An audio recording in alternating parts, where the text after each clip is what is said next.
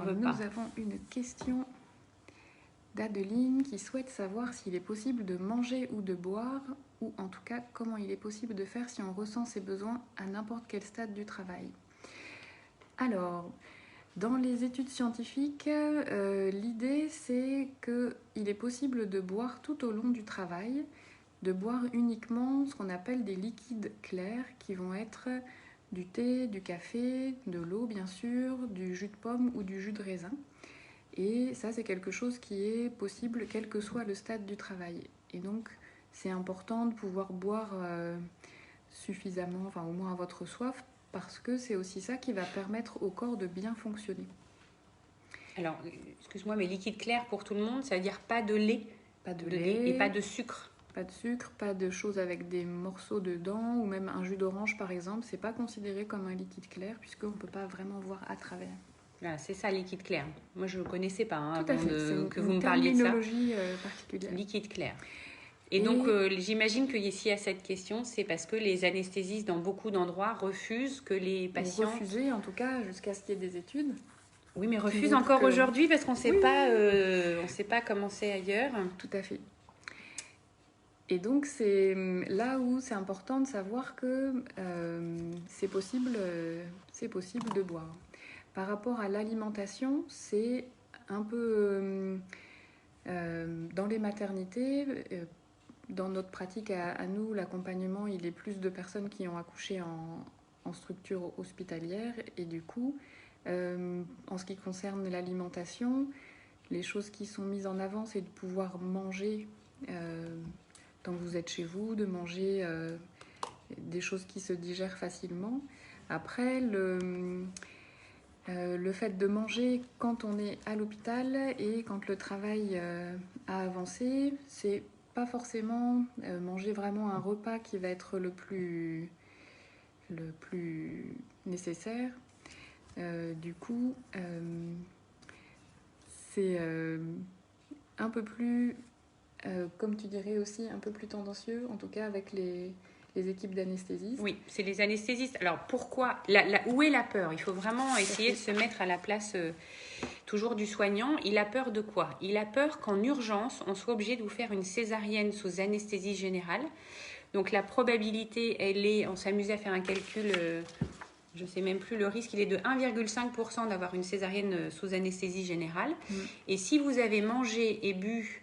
surtout manger, et qu'on vous fait une anesthésie générale pour n'importe quelle raison, c'est-à-dire que vous sortez du repas de Noël, vous avez un accident de voiture, il faut vous opérer, vous avez une césarienne soulagée, eh bien le risque est que vous vomissiez ce que vous avez mangé dans vos poumons. Ça s'appelle un syndrome de Mendelssohn, et là le risque il est de 1 sur 200 000. Donc Noémie s'est amusée à faire un calcul de savant, et donc, accrochez-vous bien, le risque est donc de 0,000000075. Voilà. Donc, il y a un risque que si vous mangez et qu'on vous fait une césarienne sous anesthésie générale, ce que vous avez mangé aille dans vos poumons et vous empêche de respirer, d'être oxygéné. Et donc, vous pouvez mourir, vous pouvez avoir des séquelles pulmonaires, ça peut être grave. Donc, la peur de l'anesthésiste, elle est grande. Elle est vraiment très grande. Donc, il faut vraiment arriver à comprendre, lui, ce qu'il veut, c'est que ça se passe bien, qu'il n'y ait pas d'incident quand il vous opère. Et donc, il veut que ça se passe bien. Maintenant, franchement, quand on fait un marathon, le travail, on dit le mot travail, c'est quand même un marathon. Un marathonien n'a pas envie de manger de tartiflette ou de fondue pendant qu'il court. Vraiment, et une femme en travail à domicile à qui on fiche la paix, on a vu avec Noémie, on était à une formation où on a vu une doula et monsieur Audan. Les dames, j'avais été demandée, elles mangent des fruits secs, elles mangent des choses très simples. Donc c'est pas l'envie quand on vous autorise, en fait, au final, vous mangez pas grand-chose. Donc il faut pas avoir peur. Vous n'aurez pas faim puisque vous aurez des hormones de l'accouchement et qui fait que vous allez avoir soif certainement, mais pas faim. Donc, il ne faut pas trop non plus se dire « Ah mon Dieu, j'ai pas rien de manger, c'est horrible, je vais mourir de faim ». Non, votre corps, il sait faire et il accouche. Il ne peut pas et manger et digérer la tartiflette et accoucher. C'est pas possible. Donc, voilà, sur le côté avoir faim, il faut pas non plus, on brime pas trop. Enfin, pour moi, si déjà toutes les femmes de France pouvaient boire à leur soif pendant le travail, tout à fait. Ce serait une avancée extraordinaire. Et maintenant, manger, eh bien, vous pouvez vous emmener des petites choses vraiment faciles à manger et énergétiques. Et je vous dis, le risque, c'est, en rigolant, on avait dit, c'est comme se prendre une météorite sur la tête, la probabilité est de la même ordre, du même ordre. Donc, c'est pas dangereux si vous mangez une date ou je sais pas ce qui vous ferait plaisir à ce moment-là. Donc, faut pas trop non plus se battre sur manger avec l'anesthésiste. Déjà, battez-vous pour boire. Et si on vous dit non, vous n'avez pas le droit, c'est votre droit. Il y a un moment, il faut comprendre que vous dites, j'ai lu, enfin, je sais, il y a des études qui prouvent que c'est pas dangereux, donc je vais boire du liquide clair et je sais que je ne risque rien et c'est mon choix.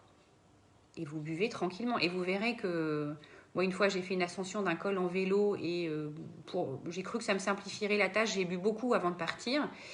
Bon, j'ai tout vomi, donc on peut pas tout faire en même temps. Donc en fait, on a soif par petite quantité, donc c'est pas dangereux. Si vous écoutez votre corps et que vous faites pas l'andouille comme moi, eh ben vous verrez que tu savais pas celle-là. Non. Oui, j'ai fait fort une fois. Je me suis dit ce sera plus simple que de prendre la gourde. Non, en fait, le corps, quand il a soif, c'est qu'il a soif. Et il a besoin des petites quantités. Ouais, exactement. Voilà, donc tout à fait sur cette question-là. Mm-mm. Alors,